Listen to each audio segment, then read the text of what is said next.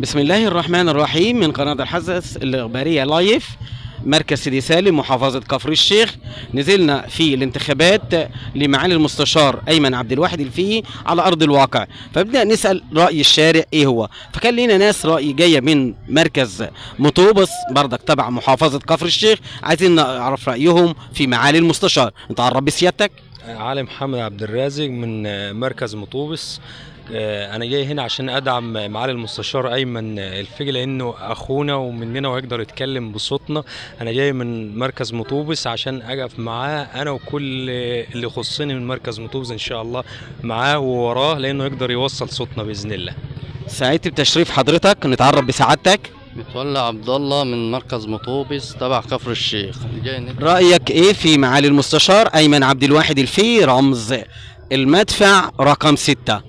رأيي فيه إن هو راجل محترم، راجل كويس. سيادة المستشار أيمن عبد الواحد الفقي إنه محترم جامد، وندعمه بكل قلبنا وكل روحنا ليه طبعا وكده. وطبعا كل مركز مطوبس ندعم المستشار ايمن عبد الواحد الفقي، وان شاء الله يفوز وينجح ان شاء الله في الانتخابات، وهو يستحقها ان شاء الله الانتخابات ديت، عشان هو كفء ان شاء الله كده هو المركز والمحافظه كلها.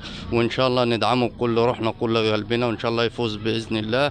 واحنا معاه كلنا مركز والمحافظه كلها ان شاء الله، وندعمه انه احسن واحد يعني في المعامله ومحترم وكويس ومية مية ان شاء الله.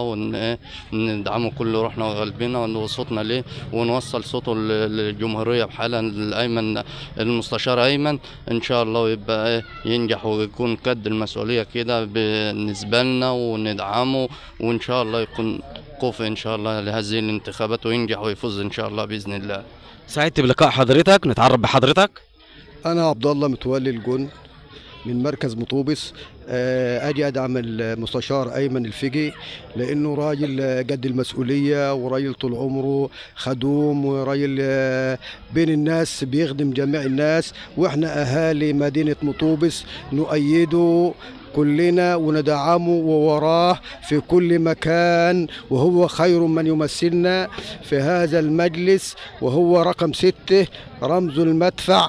واحنا بندعم المستشار ايمن الفقي، واحنا اهالي مطوبس كلنا وكل المراكز اللي حوالينا بندعمه ووراه ان شاء الله.